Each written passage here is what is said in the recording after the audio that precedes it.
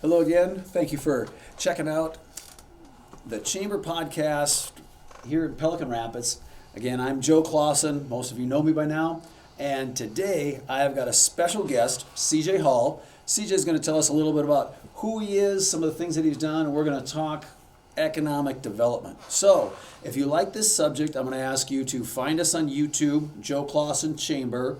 Find us on our Facebook page, like, click, share, all that good stuff, and it'll also be on the Chamber website. So with that, CJ, would you go ahead and introduce yourself and tell us a little about what you've done? All right. Hey, thank you for having me. I really appreciate it. And the first time I met you on the floor of the Fargo Dome. At the home show, Mayor Brent had asked me last year if I would put together the home show booth for Pelican last year, which I did, and you were one of the ones that volunteered to man the ship there part of the time, and I knew within about 3.5 seconds that you had a great head on your shoulders, and really neat to see that, how involved you've become, and now working with the Chamber.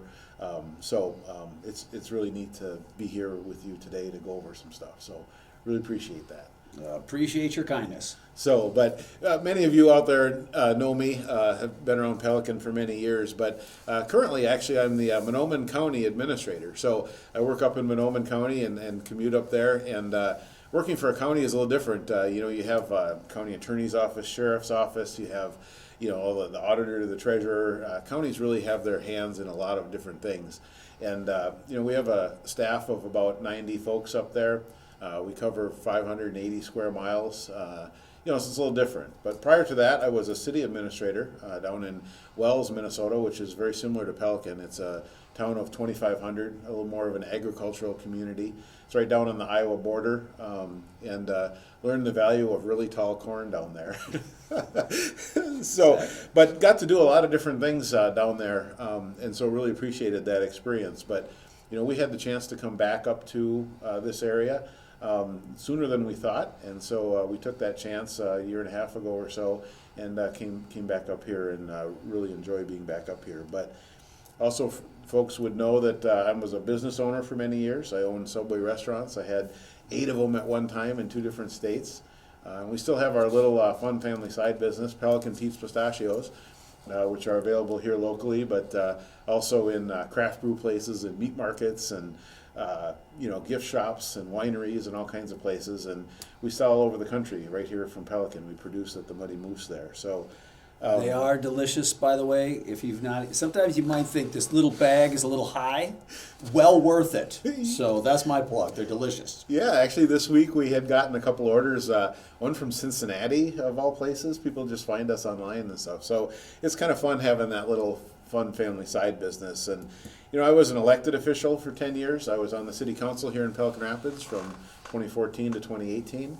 And also was an elected official in Holl as a city council member there for 6 years as well. So I kind of have quite a broad experience there. So I know I've enjoyed our conversations because me coming into business kind of out of another career path has been so much to learn, and our conversation has been far-reaching. So I ask you about this, and you kind of I download information. I ask you about this sector of business. I kind of download information.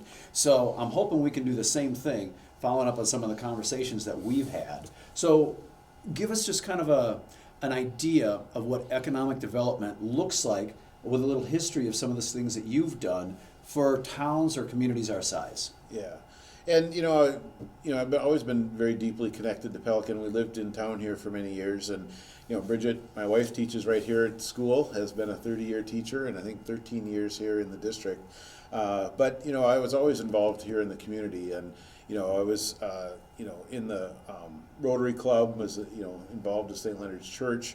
Was on the trail committee for Otter Tail County that developed the trail that's now complete or nearing completion, and so that's kind of really neat to see that some of those things I was involved in have really come to fruition. And we still do things here in town. We do a monthly dinner at the Moose, which you were at this last time. Bacon. It was delicious. We did an everything bacon dinner, which was really fun to do. But I've always been involved in the community, and when you talk about economic development, I'm one that likes to see physical things done.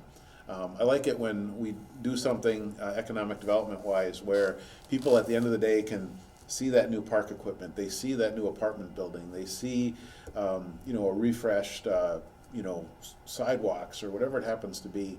So I'm one that likes to see physical things done so that people really recognize what's happening. Mm-hmm. So it looks like some of your previous economic development has been in Holly, the city of Holly, Yep. and you worked with bringing RDO, Cretex Concrete, and some of the other things that have been there. Tell me a little bit about that. Yeah, no, in Holly actually, we really had a good council there that really worked well together, and we did some really big things there. Cretex Concrete was a competitive sort of bid situation. They were in Fargo and in Grand Forks, and they were looking at locating in different places. Holly, we were sort of the outside candidate for that. We had some land, and we talked to them, and we ended up winning the bid to get that business there, which created, I think it was 25 new jobs at the time, and that company's now since been sold to someone else, but the processing plant is still there.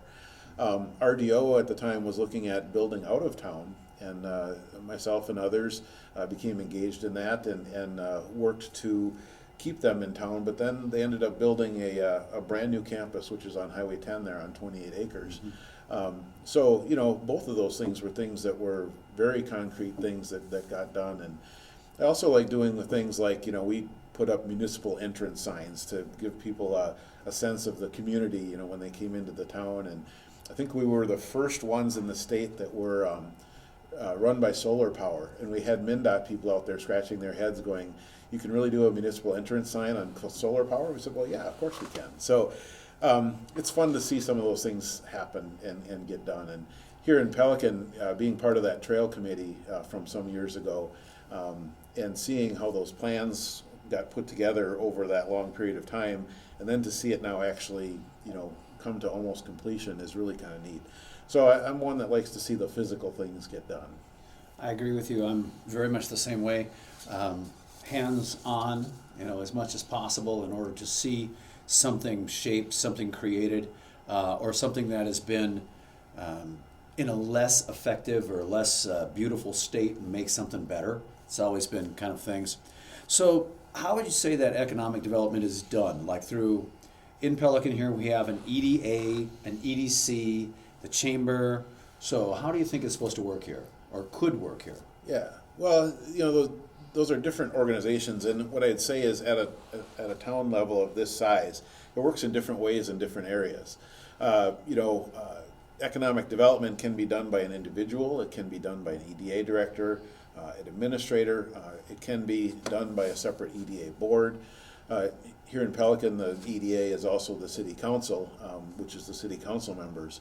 When I was down in Wells, we had a separate EDA, which was business leaders, bankers, of course, some council representatives and stuff like that. But they actually worked separately from the city, but with the city, if that makes any sense. Mm-hmm. And they focused strictly on economic development and did get some really good things done there. So you have different mechanisms of how that can happen, and each town, especially of this size, has to figure out what that method is. I know the city is considering a contracted economic development. That's a model.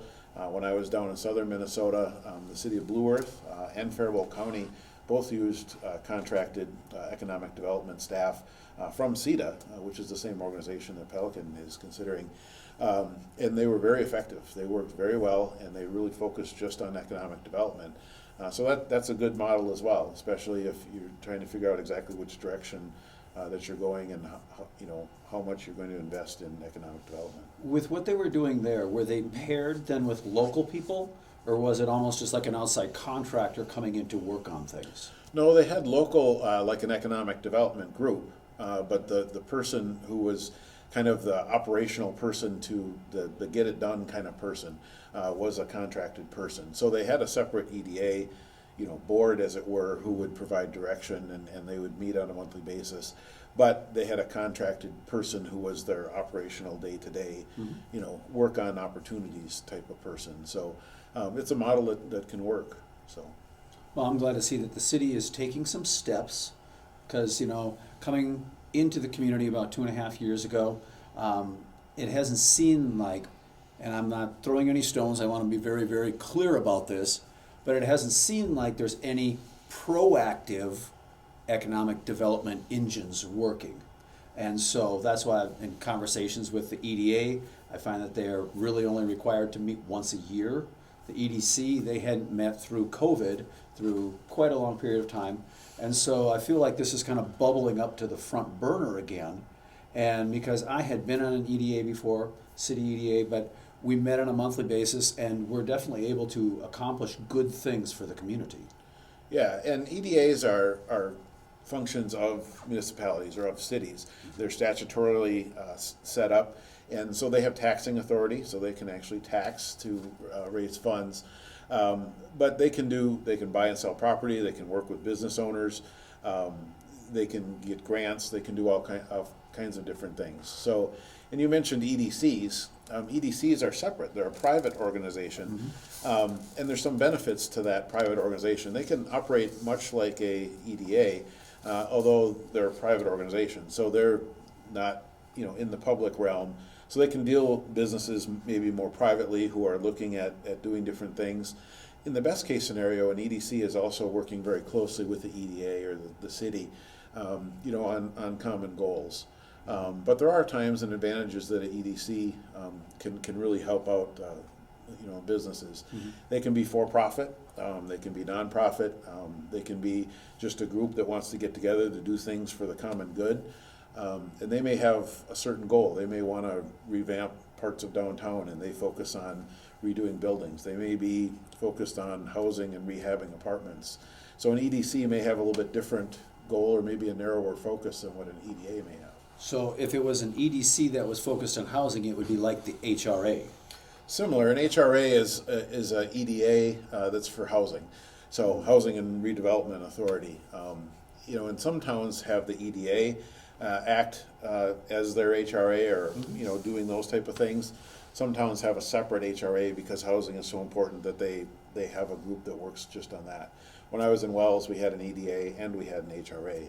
And the HRA really focused on housing. They worked on new townhouse development, lot development. They considered apartment rehab, those type of things. So they were specifically focused on that. But depending on the need, an EDA can take on that function as well. Yeah. I believe that housing is a big thing in Pelican Rapids. Being at the motel, I would say I have almost 2 people a week that are looking for long-term residential housing. And a motel is just not really set up that way. And so I'm continuously looking, having my ears out to see, okay, there is a house coming up here, or there's an apartment there, have you checked here, with people. And so I do believe that there's certainly need for housing, whether it works through an HRA, whether it works through the EDA, or some other private investment group. Anyway, I think it's definitely a need, and it all falls under the umbrella of economic development. One thing to point out about EDAs and EDCs is that both of them have access and can direct people to, all kinds of different resources to help with, business development or housing. So whether it be SCORE or SBA or SBDC or any of the organizations that are out there, both an EDA and an EDC should be well familiar with those because they're essentially going to be helping out folks either privately or in the public realm with doing development. So, having that common, if you want to call it, toolbox of things to use, both EDAs and EDCs should access. So how are they funded? If they have access to funds, how do they get funded? Somewhat similarly, but also somewhat differently. In EDA, typically we'll get funds appropriated from the city. So there's an annual appropriation for those activities. They're a taxing authority, so they can also tax, to raise some funds. They can buy and sell property. They can do a bunch of things to raise funds in there. An EDC typically is in sort of, if you want to call it, an investment group, which they're usually raising funds privately to do things within the community. So they may flip over a building or a apartment or something, make a little profit, and then invest it back into their activities. They also can get some grants and stuff, out there. EDCs can. There's more of a wide variety of grants that EDAs can access from, state and federal sources and stuff. But in the best case, they're working together for common goals. Have you found, like with Monoman County, that you've been able to access a lot of grants? Yeah, actually, our EDA is fairly new. It was only formed, actually became active in the last couple of years. And we have a very unique EDA in that we are a city, a county, and a tribal EDA. Monoman County sits 100% within the White Earth Reservation, and so our EDA is those three entities together. And we've actually been able to access some funding. We, all three of us, put into the pot so that we have some money to work with on an annual basis. But for example, we had gotten $30,000 just recently from Lead for America, which we hired a retired attorney to run broadband initiatives in the county. So it's a nice retirement gig for her. She can focus on doing broadband stuff, and gets there's a $30,000 stipend for her to do activities for the county. We got a $75,000 grant from the Blandon Foundation to do 10 kind of mini projects, establish co-working space in Waban and Monoman, build out a new website for the EDA, also a new website for the tribal college that's up in Monoman, and a bunch of other smaller activities, including one student activity to do sort of a geolocation of historical and landmark places within the county. So that'll be something that's happening this summer. But a lot of really kind of cool things. And so we've accessed some funds to do those kind of things, which, you have to keep your eyes wide open when it comes to economic development. Where do you get those dollars? What do you use them for? And sometimes you identify a need, and then you wait for a way to figure out how to fund that. So, Okay. Which is, what we did in Monoman County. So it sounds to me like if you could say this is kind of an ideal way to work on things, you would have an active EDA through the city, you have an EDC, which can deal with private things. So, because I was thinking as a business, if I was looking at moving or making a change, I maybe wouldn't want it in the newspaper yet. I maybe would not want my employees to know if I was working on or relocating a business or something of that nature. And then who else would be involved in that? Maybe the Chamber of Commerce or private individuals or CETA, or a mix of all of them. Can be. It depends on the situation. But as you mentioned, an EDC can work a lot more privately. So, when businesses are scoping out opportunities, or owners are looking at expansion, or maybe they're looking at retiring and turning over to someone else. Sometimes they want to do that more private until there's a time when they can be public about that. So, of course, everything an EDA does is completely public. So, but in the best case, like I said, EDA and EDC are working together. Now, you mentioned a chamber. Chamber is a little bit different organization in that it's a business representative organization. So it represents businesses. And so they do a little bit things that are different than an EDA. They may have some goals that are similar, but really they're out there to do things that benefit those businesses. So, whether it be helping with events that draw in people to attract businesses, or whether it be providing services like training or succession planning or anything like that, chambers have a little bit different role, but they're representative of the businesses that are members, essentially. Well, with the chamber, there's a few things that we're beginning to work on. One, we're going to be rolling out a new website where every chamber businessman will have their own landing page, and they'll be able to run hot deals, they'll be able to run job postings. We're going to pull all our events into that. So it'll be a significant upgrade from what we are currently doing with that as far as the chamber goes. One of the things that I've thrown out that I think actually would be a benefit to everyone in the long run would be if businesses had a vision to put aside little bits of funds, and that we use some of those for economic development. Because there's reasons why businesses cluster together, because they create a greater impact in the long run as far as developing a city or taking advantage of certain economic or location or natural resource. And so those are areas that as a chamber, I want to just continue to do, like you say, look at ways to accomplish things. What other things do you think a chamber could do in Pelican Rapids? Well, one of the things, just comment on what you said there, is that there's a reason why it doesn't make sense, but there's a reason why it happens. Is Why does a Lowe's go in next to a Home Depot that goes in next to a Menards? What they're doing is they're creating a sense of place. They're creating a place where everybody wants to go. Why did Dorset, Minnesota, on the Heartland Trail have 7 restaurants in a town of a few hundred? Because they're creating a place of, a sense of place of where everybody can go for a certain service or for a certain atmosphere and stuff like that. So it doesn't make intuitive sense, but it actually works, to do it that way. So, Yeah. Cool. Cumulative draw. right. Learned that in some marketing class somewhere along the line. I was amazed that I'd be able to pull that out. So for the chamber, one of the things that we are looking at doing, we looked at the chamber profile or makeup of the businesses that are involved. And one of the areas that we see is sorely lacking would be builders, carpenters, contractors, heavy equipment, landscape, all the sub-trades, electricians, plumbers, sheetrockers that go along with it.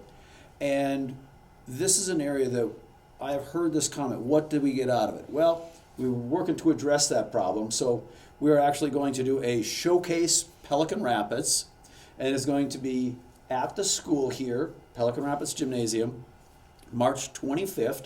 It will run 9 a.m. to 4 p.m., and it'll be open to all businesses. So if you are a businessman, you say, I want to be involved in Showcase Pelican Rapids, get a hold of us.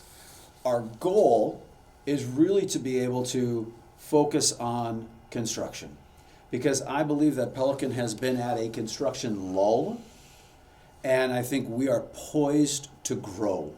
And so I hear this comment often, do you know a contractor? Do you have a handyman? Who does this for you or who does that for you? And lots of times, even though we've got the internet out there, people don't always know. And so this would be an opportunity to be able to showcase your skills, develop more clientele. Also, we're going to kind of do something wider than that. We're bringing in some bankers and some home decor and stuff like that. But we want it to be a family event, because in March, cabin fever is crazy. So we're going to bring in food, and we're going to bring in games and fun for the kids, so it'll be a family affair. So, Actually, that's an awesome idea, and I know there's some other communities around that do something similar. I know Perham has their spring home show type of a thing. Those business expo events, you'll be shocked, I think, at the turnout that you get. The businesses will really jump on that, I believe. And I think the public will really think that that's a really neat idea. They can go around and find out about services that they don't even know that maybe existed. When I was down in Wells, we did a market area profile through the University of Minnesota. And one of the things that we found out was that through that process is that in our trade area, there was about 225 businesses. And if I asked somebody, I said, well, how many businesses do you think are in our town of 2,500? They would have said 50, 70, maybe something like that. They're thinking about up and down Main Street. Yep. But if you look at the trade area of a town this size, you're talking 200 to 250 businesses that are out there. So I think you'll see a great response to that. I'm excited for it, because I believe that this is an area that, and I'm just going to say this, businesses, we need you. Pelican has been kind of, I'm not going to say asleep, but I really believe that you're coming into the public eye. Some of the major contractors, be involved. This builds our community. It builds everything together. So I am excited to see what's going to happen with that. Super excited for Sandy Strandland. She's going to be helping us out with it. She's taking the lead. And you'll see an ad in the paper coming up before too long, so we can get a registration form and get started on it. Good. Awesome. I wanted to share one kind of story. If you know anything about me, like I said, I like to see physical things done. And one of the things I think about is that you have to start to solve one problem to get to the next problem. And I don't look at that next problem as a problem, but more of an opportunity. So I'm going to read something here real quick, and then I'm going to give an example, and then I'm going to come back to what I read. Okay? Let's do it. Follow along here. So I'm going to read this for you. This was in the Pelican Rapids Press some time ago. And so I'm just going to read it. It was actually a letter to the editor. I'm going to kind of paraphrase a little bit. But it was titled Community Building, Needed in Pelican Rapids. I felt for a long time that a large building is a necessity here.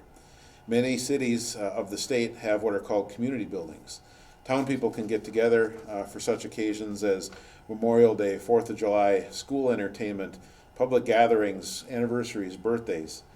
And that's the kind of building we should have. There should be restrooms, a gymnasium, good bathrooms, a library. Maybe some of those things are already in town or whatever. But, someone who identified a need here in town. And so that's that letter. But like I said, you have to identify a problem and fix that before you get to the next problem. So think about downtown for a second. Okay, so downtown we have a need to redevelop and re-energize our businesses downtown, right?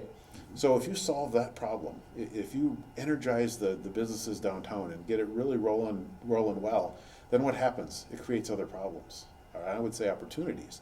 You need parking, okay? You need to rehab other buildings to create more retail.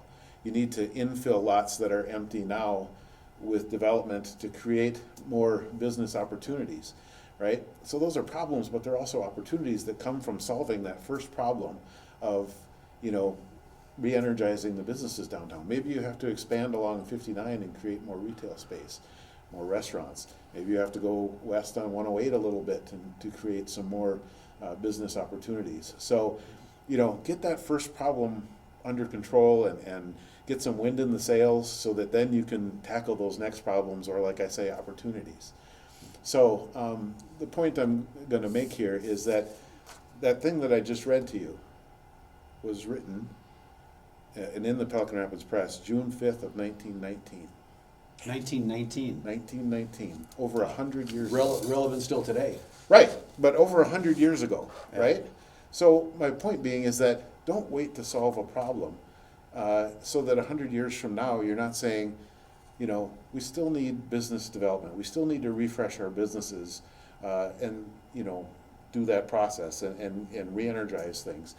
Get to that next problem, or as I would say, opportunity.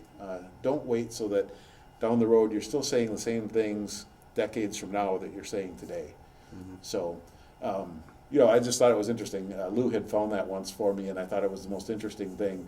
A decision was made a while ago, of course, on a community center, but I'm using it as the point of, don't wait to get something done, so that you can get on to those next things that will make things even better. Mm-hmm. I think initiative is really where we need to be. So personally, I've been kind of talking with a few people, and we're looking at creating a private investment group, but we're calling it a Pelican Investment Group, but the acronym is still PIG. But the goal is that we are looking at taking buildings, taking housing, things that we can pull together funds to begin to purchase, rehab, flip, rent, renovate, whatever needs to be done. And so this is actively in the works.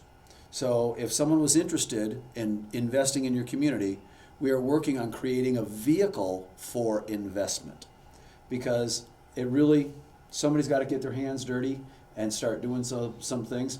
I am so glad that you're with us, because you've got dirty hand experience.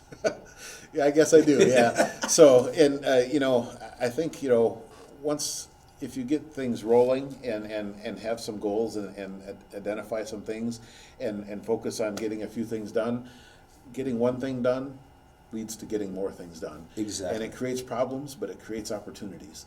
And that's a good problem to have, is to then work on those next opportunities. So. All right. Well, thank you so much. Thank you for being here with us again. Remember, as far as liking, sharing, doing all that stuff, the goal of this is that we start pulling together as a community. I know there's been people who've been doing this for years, but believe that this is a time. It's a time to move forward. And so I'd encourage you, if you want to get a hold of me, you can always call the motel. You want to get a hold of the chamber, there's numbers there for the chamber. And if you want to get something moving forward, or to share a vision, if you've got a business idea, if you'd say, I would like to renovate this or renovate that, but I don't know how to do it, get a hold of us. We'll start working together, collaborating, and creating. Because that way, together we can make the lights of Pelican brighter. Thank you, CJ. Yeah, thank you, Joe.